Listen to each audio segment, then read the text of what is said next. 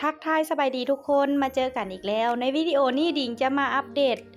การถอนเงินกำไรออกจากกองทุน GGB เนาะซึ่งว่า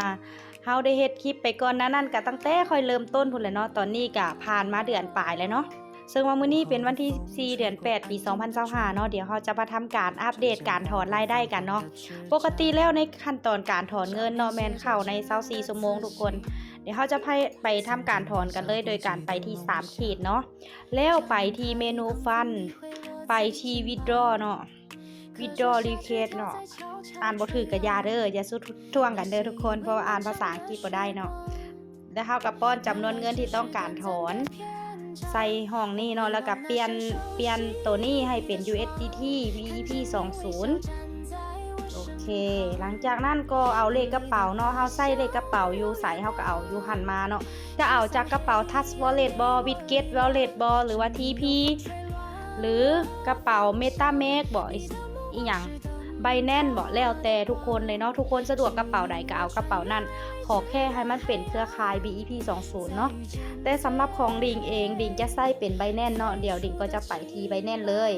เวลาเข้ามาใน Binance เนาะให้ดูถ้าว่ามันบ่เป็นหน้าคือของดิ่งนะให้ทุกคนสังเกตทั้งรูปเนาะอยู่บนมันเขียนว่าทรัพย์สินเนาะหรือว่าเมนูแจสุดเบื้องขวามือนี่เนาะแล้วสังเกตทั้งเทิงให้มันเป็นสปอร์ตเนาะแล้วก็กดใส่บอลเพิ่มเงินทุนอันนี้เป็นวิธีเอาเลขกระเป๋าเนาะแล้วเข้าไปบอลเงินฝากระบบตองโซเนาะโอเคแล้วก็ไปที่นี่เลย USDT แล้วไปที่ BNB Smart Chain หรือว่า BEP 20มันจะมีเลขกระเป๋าโซขึ้นมาแบบนี้เขาก็กดคัดลอกเอาเลยเนาะกดคัดลอกหลังจากนั้นก็ไปที่เว็บไซต์คือเก่าเนาะไปที่นี่เลยเขาก็มาวางเลขกระเป๋าใส่บอลนี่เนี่ยบอล USDT Wallet Add เนาะจากนั้นเขาก็จะป้อนรหัสการถอนเงินใส่บอลนี่เนาะจากที่ทำการป้อนรหัสถอนเงินแล้วเขาก็กด Submit แล้วก็กด Yesโอเคเห็นบอตอนนี้เฮาก็ได้ทำการถอนไปแล้วเรียบร้อยเนาะมีแต่รอถ่าเงินเข้าทุกคนถอนไป247เหรียญเนาะซึ่งว่ามันจะมีค่าธรรมเนียมอยู่1เหรียญเงินจะไปเข้าตัวจริงกับ246เนาะมื้อนี้ค่อยจะทำการถอน3บัญชีเนาะแต่ว่าค่อยเสี่ยนถอนอยู่นี่แค่2และหลายๆคนที่ถามว่าในการถอนเงินเนาะกระเป๋าตัวเดียวนะสามารถใช้ได้หลายอันบ่ใช้ได้หลายบัญชีบ่ใช้ได้เนาะทุกคนเพราะว่าอยู่ในGGB เนาะบ่ได้ผูกกระเป๋าคือค่อยจะใส่เลขกระเป๋าตัวเดียวกันเนาะแล้วทำการถอนหลายบัญชีได้เลยโอเคแล้วค่อยก็เอาเลขกระเป๋าบางทีมาวางใส่บัญชีนี่นำเนาะแล้วก็กดคือเก่าทุกคนหลังจากนั้นก็กด yes โอเคค่อยทำการถอนไปเลยเนาะตอนนี้เฮาได้ทำการถอนไปเรียบร้อยแล้วเนาะมีแต่เฮาก็รอเงินเข้าเนาะเดี๋ยวเงินเข้าแล้วค่อยจะมาอัปเดตให้ทุกคนได้เบิ่งเนาะยอดเงินก็หายออกไปแล้วเหลือ0เนาะโดยปกติในการถอนเงินเนาะแมนจะเข้าภายใน24ชั่วโมงเด้อถ้าเป็นถอนกำไรแต่ถ้าเราต้องการถอนทุนแมนเงินจะเข้าภายใน24หา48ชั่วโมงเนาะทุกคนการถอนเนาะจะมีค่าธรรมเนียมอยู่1เหรียญต่อครั้งถ้าใครจะถอนเงินดิ่งแนะนำให้ถอนมื้อวันอาทิตย์วันจันทร์อังคารพุธพฤหัสเนาะถ้าว่าเฮาถอนวันศุกร์วันเสาร์วันอาทิตย์เนาะเงินจะเข้าวันจันทร์สินะ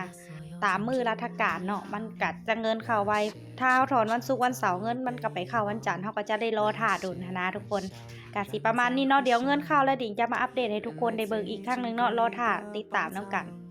เดี๋ยวเราจะมาอัปเดตยอดเงินเข้ากันเนาะทุกคนไปที่3ขีดแล้วก็ไปที่ฟันวิดโดแล้วไปที่ประวัติเนาะเราได้ถอนไปอยู่247เหรียญเนาะเดี๋ยวเราจะไปเบิ่งยอดเงินนะเข้ามาเป็นทีเรียบร้อยแล้วเนาะก็คือ246เหรียญเข้ามาเมื่อคืนนี่เวลา2:08เนาะและอีกยอดนึงที่ค่อยถอนไปเมื่อวานเนาะก็จะเป็นตัวนี้วิดโด147เหรียญเนาะถอนไปแม่นเวลา16:50ยอดเงินเข้ามา22โมงคือกันเนาะเข้ามาเรียบร้อยแล้วเด้อทั้ง2บัญชีเด้อในส่วนของการถอนเงินก็จะประมาณนี้เนาะทุกคนเงินเข้าภายใน24ชั่วโมงซึ่งว่าเงินก็เข้ามาแล้วเป็นที่เรียบร้อยเนาะค่อยก็ถอนไปหลายครั้งแล้วทุกคนซึ่งว่าหากระถอนไปเนาะและรายได้กันไหลเข้ามาคืนอีกแล้วทุกคนนี่เลย40กว่าเหรียญเนาะใครที่ว่าอยากสนใจอยากเข้ามาศึกษาหรือว่าอยากเข้ามาสร้างรายได้กับกองทุน GGB เนาะ ก็สามารถเข้ามาศึกษาได้ แต่อย่าลืมเนาะทุกคนการลงทุนมีความเสี่ยงควรศึกษาให้ดีก่อนตัดสินใจเนาะบ่มีไผสามารถการันตีได้ว่าเฮ็ดแล้วมันจะได้อย่างเดียวเนาะมันต้องกล้าได้กล้าเสียเวลาเกิดหยังขึ้นมาบ่ให้โทษคนอื่นเนาะสำหรับวิดีโอนี้ก็จะฝากไว้เพียงเท่านี้เนาะสำหรับผู้ใดที่ต้องการอัปเดตข้อมูลใหม่ๆอย่าลืมติดตามช่องของคอยไว้เนาะเวลามีหยังดีๆคอยก็จะมาอัปเดตให้ทุกคนได้เบิ่งเด้อสำหรับวิดีโอนี้ต้องขอลาไปก่อนบ๊ายบาย